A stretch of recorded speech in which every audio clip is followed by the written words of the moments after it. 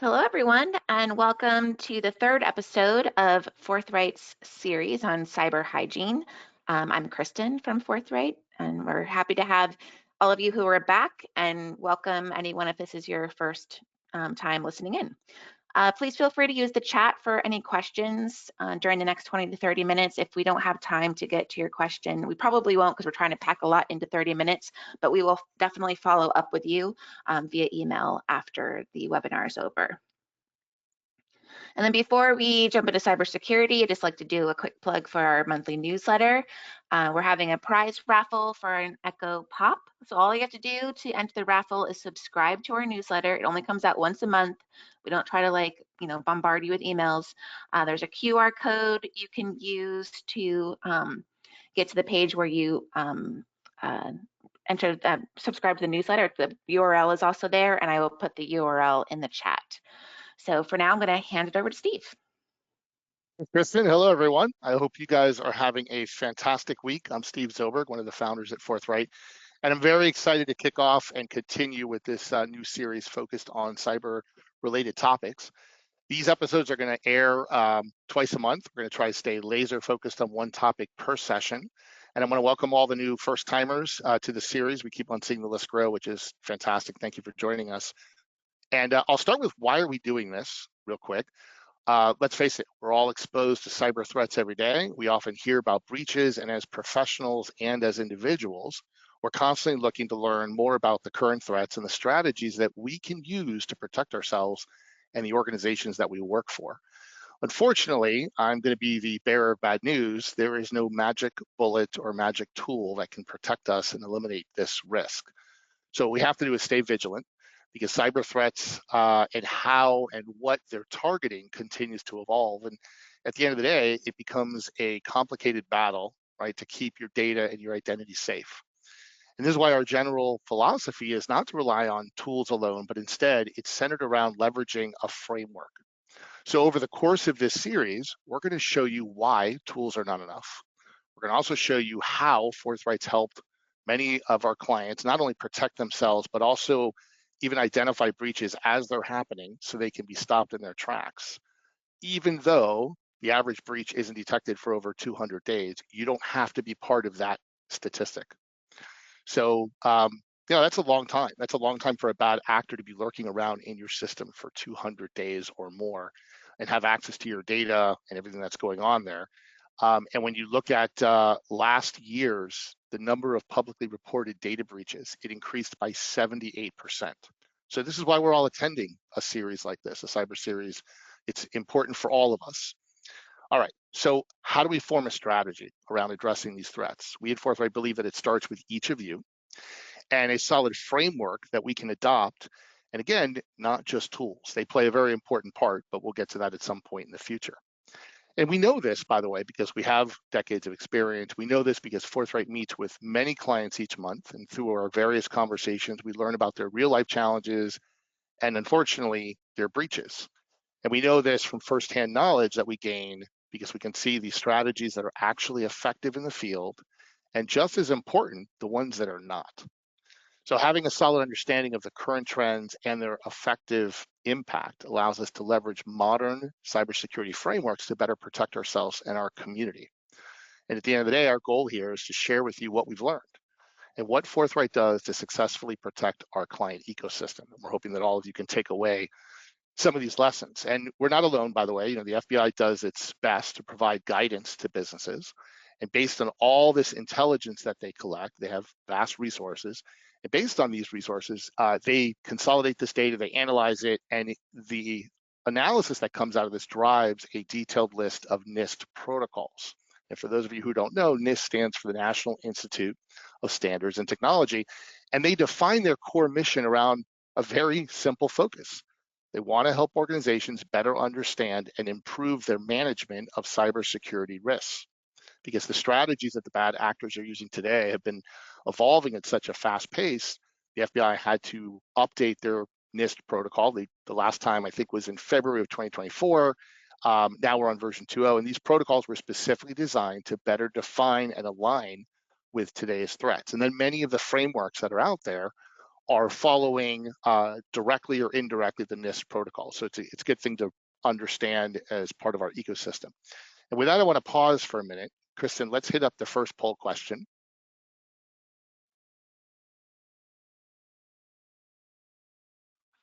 So out of the group that's attending today, if you guys can share, are you currently implementing any kind of framework? Are you familiar with NIST, SIST? Is this something that that you're pursuing right now? We'd love to get your feedback on that.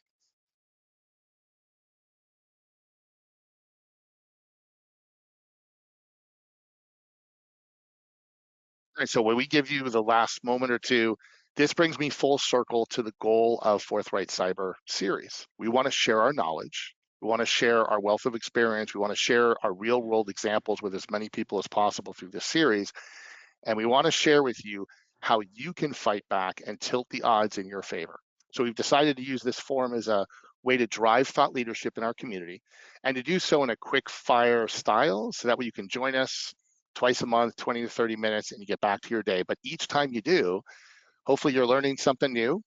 And at the very least, you're checking in on how your current strategy is going, how it compares to what other people are doing, what the industry is doing, and so on. Great, I happen to see that poll. It looked like most of you guys were familiar with it and going down that route, which is great. And so I guess we'll, as we wrap this up, my intro, we welcome and encourage questions. So feel free at any time to ask them. You can do that in the chat. You can also email us at success@forthright.com. I'm excited to announce that we've already begun planning our first open Q&A session that'll be coming, as well as a panel discussion with some guest speakers later in Q3.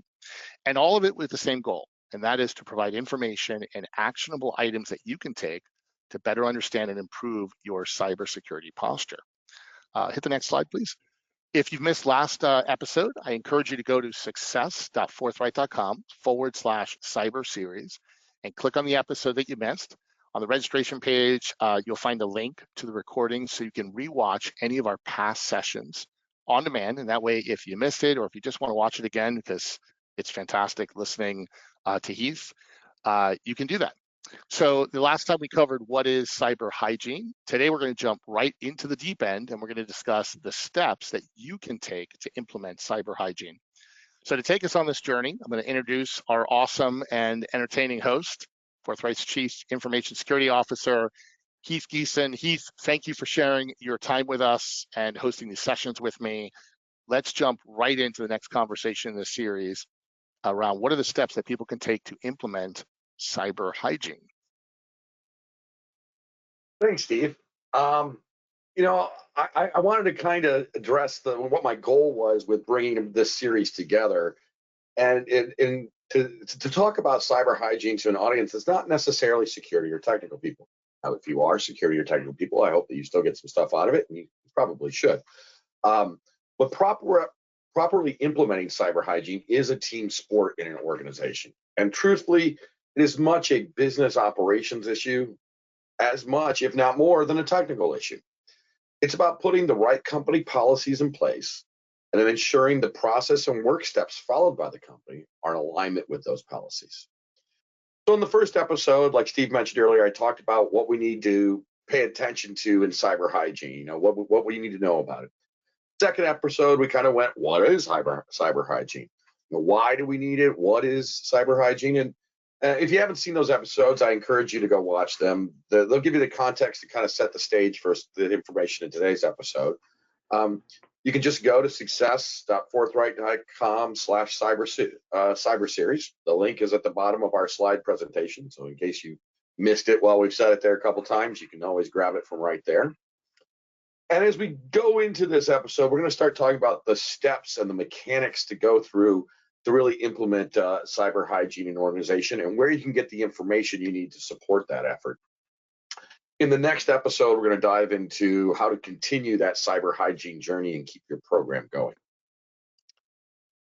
I want to do a little brief recap here, and I've only got a couple things to mention while we're doing this, but cybersecurity hygiene refers to the fundamental practices needed to maintain the safety and security of your systems, especially in an online environment where everything's connected all the time. These practices are crucial for reducing risks and consequences of cyber attacks, promoting customer trust, and minimizing costs to related downtime. So by following the essential cyber hygiene practices, you can significantly reduce your vulnerability to cyber threats, right? Your risk reduction. In the trust building category, good cyber hygiene builds trust with customers, partners, and stakeholders by demonstrating a commitment to security. And cost savings. This is one I had a lot of times people say, well, it seems like it's going to cost us some money to do this. It can. It's really going to cost you some time. Money can be, depending on where you're at with your systems and stuff, can be a thing. But it can save you also by implementing these measures. You greatly reduce the likelihood of a costly incident like a data breach or a system compromise. Another added benefit is because this is an operational framework that you're going to be implementing, it's going to bring some other things to light, and it's going to help you operate more smoothly as an organization based on the conversations that are going to come about as you're implementing this program. The next thing I want to talk about, I've mentioned this in every part of this series, and it won't be the last time you hear me say it, probably not the last time you'll hear me say it today, because this is a very essential concept to remember and embrace if you're going to be successful in implementing a cyber hygiene program. The program is different than a project. A project has a specific start and an end. A program starts and runs for a long period of time. A project focuses on delivering a specific outcome within a defined scope. A program steers a group of projects towards a long-term strategic goal. Very important to remember this because implementing cyber hygiene is not a project, it is a program. Okay, now that I've given you a little background and a little preaching about programs versus projects, that's one of the big areas I see people make the biggest mistake is taking this on as a project. So I always make sure I stress that point. So you've listened to the other episodes and you're ready to jump in and start trying to do something. Well, before we do that, let's talk a little bit about cybersecurity frameworks. There are many of them. They basically come down into 3 different types of categories, right? As you can see on this slide, it's related to the time and the experience that you have in your program. So a control framework, which is really what we're going to be talking about today and in the next episode as well, and I've mentioned it in the previous ones. The purpose of a control framework is focusing on establishing basic strategy for an organization's cybersecurity program. This is where you start learning that muscle memory of how to develop a cybersecurity program within the organization. Key functions of this are to develop a baseline group of security controls, assess the present state of your infrastructure and technology and operations, and then prioritize the implementations of those security controls based off of that, right? Examples of these types of frameworks are, like Steve mentioned earlier, the NIST 853, which is a scary name, but it's not that bad, and the CIS controls from the critical security controls from CIS.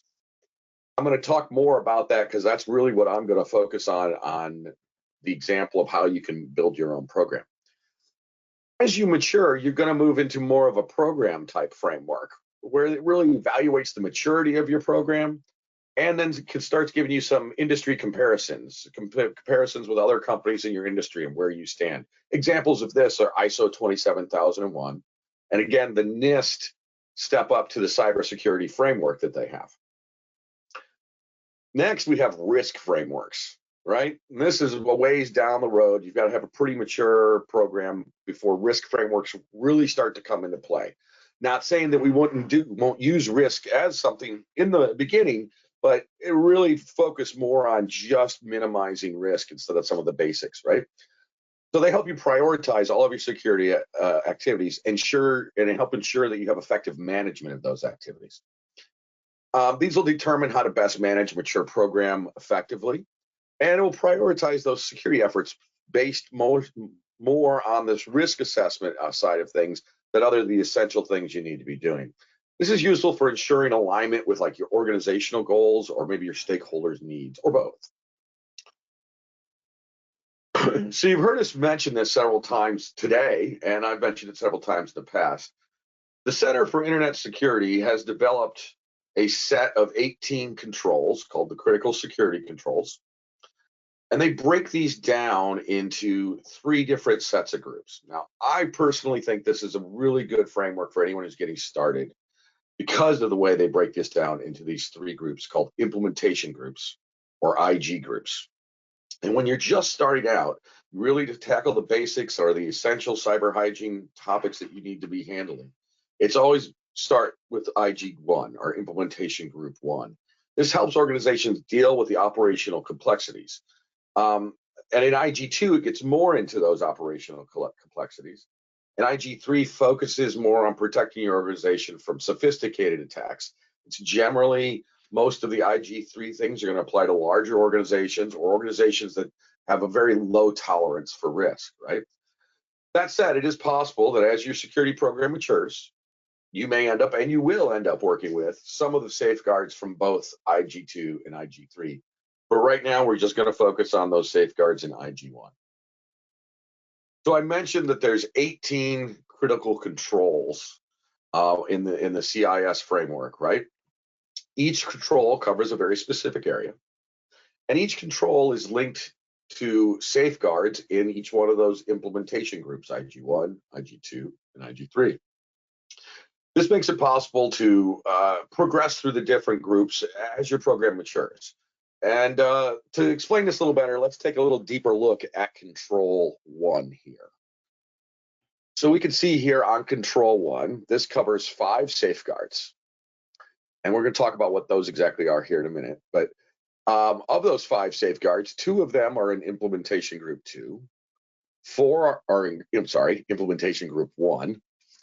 4 of them are in Implementation Group 2, and 5 make up Implementation Group 3. Now, these compound upon themselves. This all adds up. So if you complete Implementation Group 1, you're 50% of your way to Implementation Group 2. If you complete Implementation Group 2, you're 80% of the way to completing Implementation Group 3. And again, not all organizations will get 5 out of 5 in IG3, or maybe even not 4 out of 5 in IG2. Maybe you only get 3. Really depends on your organization, what you're doing, your line of business, and whether or not you need those. That's a little outside the scope of what we're talking about today. Today, we're just going to focus on this IG Group 1. So we see that Control 1 is made up of 5 safeguards. What exactly do we mean by a safeguard? Well, the safeguard are the actual things that we look at to start achieving this. This is what you need to accomplish, right? So we can see here, and we're just going to look at a couple of them here, that CIS Control 1 here, and this is Safeguard 1.1. It's the first safeguard out of that control. And it deals with the asset type of devices. The security function is identity. We're not going to get into that today. We'll talk about that more in the next series. For now, just understand that that's identify is the security function that goes under. And it's about establishing and maintaining detailed enterprise asset inventory. They use the word enterprise kind of synonymously throughout this to mean your organization.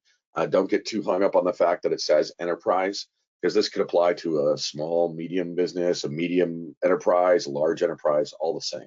And then it gives you a description here about what exactly you need to do to comply with this safeguard, right?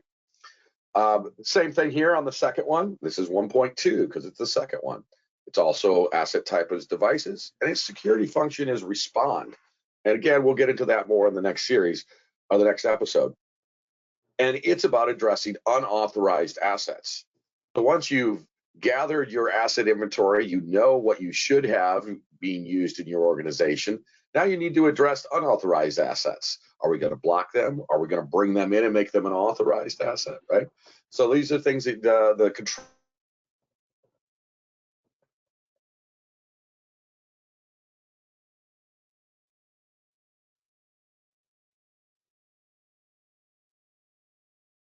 controls are a lot like this. This is right off of what you'll see. You can see here, both of these are in IG Group 1. So resources. How do you get information? How do you start down this road? You're gonna need some background information. You're gonna need to understand what these controls are. How do you go about getting them? How do you really start the mechanics of getting started, right?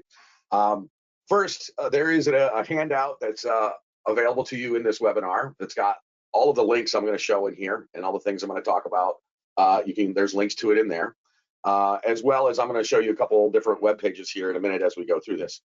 So the first place to start is to go here, www.cissecurity.com. Notice there's only one S there, /controls, and download the controls. So when you go to this page, you're going to see a button that says download the controls, and then you have to fill out a form and click submit.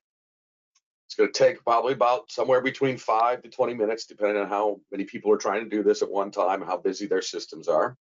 When you do that, here's the page that you're going to go to. You'll click this button to fill out that form. Once you've filled out the form and hit submit, you're going to be presented with a button that says review more resources. And this will take you to this page. Now, these tools and resources are down here on the bottom. You can see there's lots of things here. There's even a section here for policy templates if you need help developing your policies. And there's other companion guides and things here. So, and we're going to talk a little bit about that. Some of these resources I want to highlight here in a minute.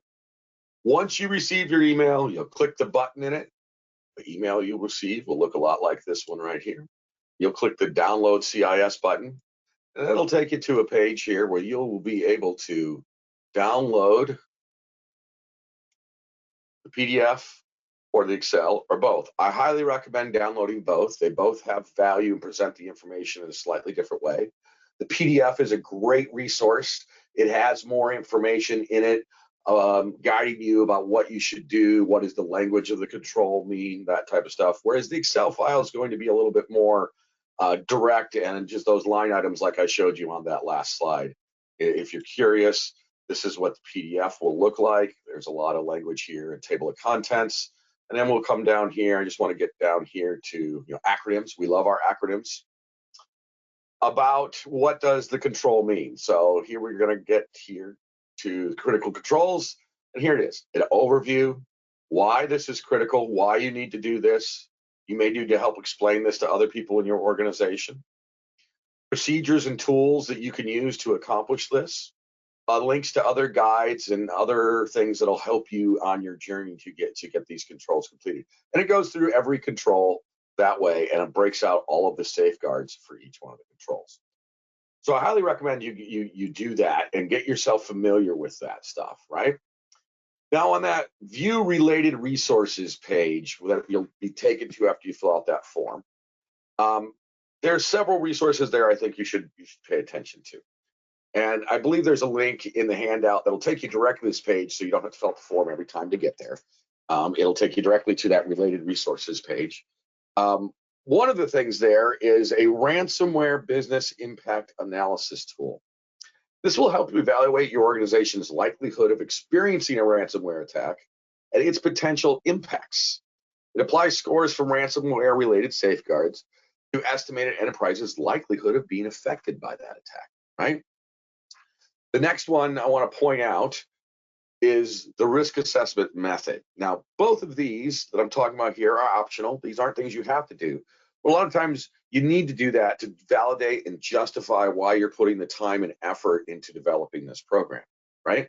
So this will give you, all of these resources are free, by the way.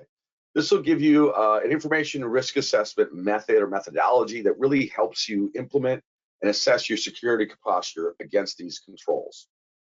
It provides instructions, examples, templates, and even exercises for conducting that cybersecurity risk assessment. The next thing is this guide to enterprise assets and software. This is a 5-page PDF of which only like 2 pages are really text. The rest of it is all the cover page, the last page, and the fluff page, right? The table of contents. It better explains the language in the controls when they say things such as establish and maintain a detailed enterprise asset inventory. Well, what does that mean? You can use this guide as a reference during your activities to help guide you through the implementation or even the auditing to verify that all the in-scope assets are being accounted for and are being secured properly. This takes me down to item number 4 here I wanted to talk to you about. These are all what I would consider recommended but optional. this next one, the control self-assessment tool. This is going to be the tool that you're going to use that's going to guide you through this entire journey with the CIS controls. Again, this is a free web-based application that enables you to track and prioritize the implementation of the CIS controls in your organization. Again, there's a link to that in the handout so that you can make sure you can go there. You will have to sign up and create an account for that. And then you can log in, and you can have other members in your organization log into that as well, so you can collaborate with them. Let's look at that tool a little bit more. Here's a couple screenshots of some of the things that are available. I wanted to just give you a little visual of what that looks like.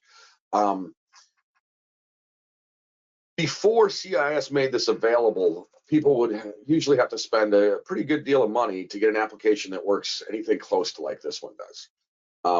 That said, there is a pro version of this app that they'll want you to sign up for. You can watch out, make sure you're not going down that route. It does have lots of nice features. I'm not saying it's not a good thing, but they're not needed to get you started and get you going down the road of implementing these basic cyber hygiene concepts and controls in your environment. It enables you to track your documentation and implementation and automate some of it, and gives you lots of good reporting skills. You can perform a gap analysis with this, and we're going to talk a little bit about that here in a minute. You can delegate some of the controls to other team members. If that's not your area of expertise, it's not the area you're in charge of, you can delegate those safeguards over to other people to address. You can set deadlines and make sure you're tracking on a schedule for all of the safeguards. As you implement your safeguards, you're going to collect documentation related to them. This is our policy about this. Here are some evidence showing that proving that we are following this safe control and our policy associated with it. You can capture discussions about each one of these and have them all captured in there. And it allows you to, it's got lots of pretty charts, but allows you to really work with that, and you can export reports directly into PowerPoint, Excel, and PDF. So for a free tool, it's really quite powerful and very impressive that they've made this available.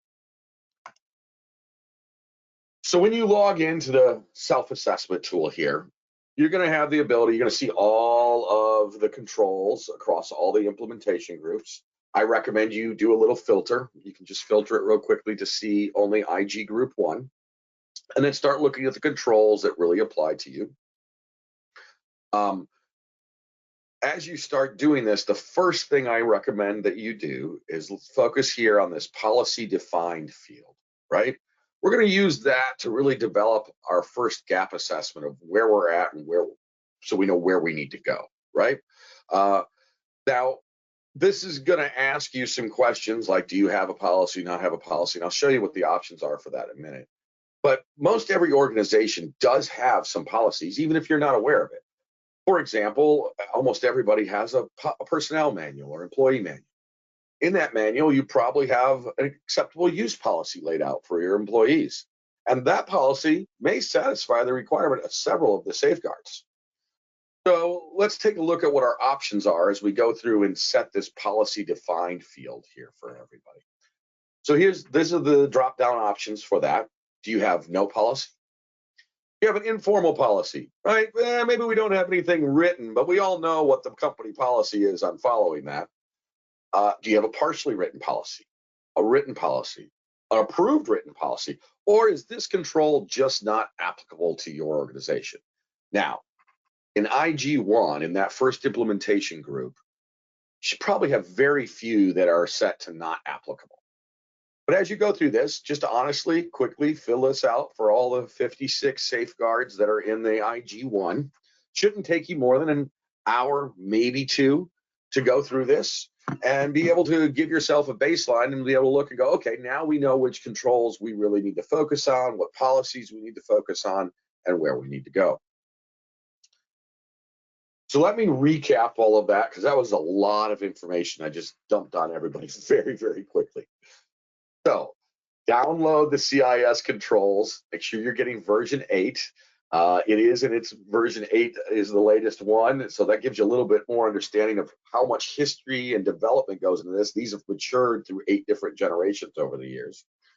Look at the safeguards in the PDF and the Excel form. Get familiar with the safeguards in implementation group 1. Review, I highly recommend reviewing that guide to enterprise assets and software. That's the first thing you'll address in Control 1, Safeguard 1.1 is enterprise assets and software. I've mentioned this in the previous episodes. You can't secure and protect the things you don't know you have. So this is really going, okay, now we understand what our digital domain is, what our digital estate is that we're trying to protect. Consider conducting a ransomware business impact analysis. Not necessary to get yourself started. Maybe you make it through these controls once or twice, and then you do that. Same thing with the risk assessment method, right? Take a look at that, and maybe you do that after you've already started a little bit. Don't let accomplishing those hold you back from getting started, is the big point I want to make on that. Set up that self-assessment tool, the control self-assessment tool. Be sure you work with that. That's going to really help guide you and give you a platform to manage your program going forward. You can get all of this. This is that link. This will take you to the additional resources page. Is this link right here? It's just www.cissecurity.org/controls/V8. Again, that is in our handout. And I see that they've posted those links in the chat as well. And take a look at some of the other resources there. There might be something else there that you could really take advantage of. There's just way too much on that page for me to try and go through all of them in the format that we're trying to do and keep this brief and just give you the essential information that you need. So that's my take on what you can start doing today to start implementing this program, the mechanics of it.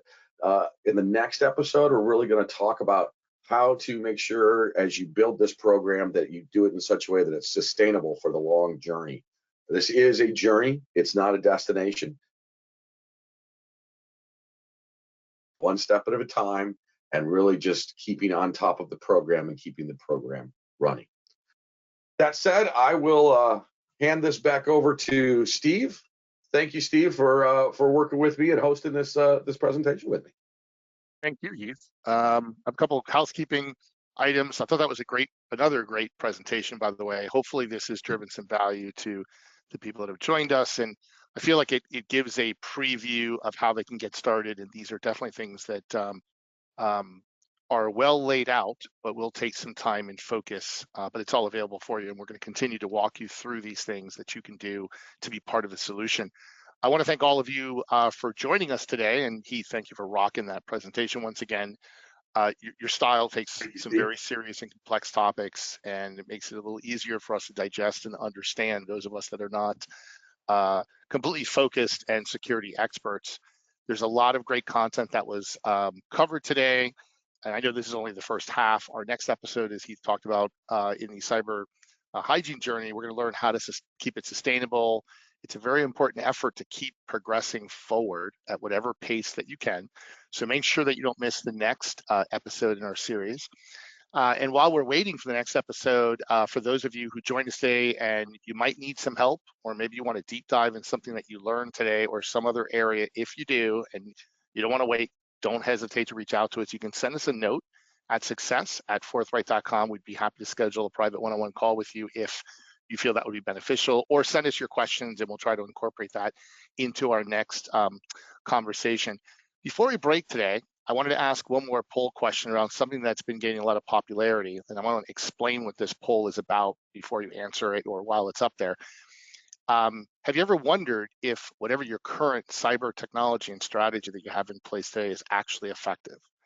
And we actually offer a complimentary network cyber threat assessment, which is sponsored by one of our vendors, and it evaluates the network traffic for about a week or so. And we produce a report showing you what we found. And in a way, it's kind of like the CIS self-assessment tool that Heath discussed earlier, but obviously this is very focused on just what we see happening on the network. And the CTAP can confirm that you're looking good, or it can help you expose weaknesses that you didn't know that you had so you can actually address them. Best of all, you don't need to do this yourself. We will send you a pre-configured assessment collection device, guide you through enabling the discovery process, and then also work with you to understand the results that came from it. We're happy to do this. If you have any interest in learning more about this, feel free to indicate that in our poll, and someone from the team will reach out to you. And in the meantime, I can't wait to learn more about the CIS steps and how we continue working through a framework from the beginning. It's only a couple of weeks away. As a reminder, you can review our upcoming schedule as well as the topics that we plan to discuss and replay this session. If you want to watch it again, it'll be posted up at success.forthright.com/cyber series. We'd love to hear your feedback. We appreciate any suggestions on future topics that you may want us to discuss in upcoming episodes. Look out for a survey in your email so you can share some of your thoughts with us. And again, or just message us at success@forthright.com. We're going to wrap this episode up for this series. And as promised, we got it done in about under 40 minutes. Not too bad. Make sure you're registered for our next session, which is only a few weeks away. And feel free to invite your friends and colleagues to join us next time, because again, this is a group effort. We all need to be part of it. And whether we're driving it or we're just aware of it, so we can understand what we can do to make us all safer. With that, I wish you a great rest of your week. Stay vigilant, stay secure. Thanks for joining, and we will see you next time at Forthright's Cyber Series webcast. Have a great day, everyone.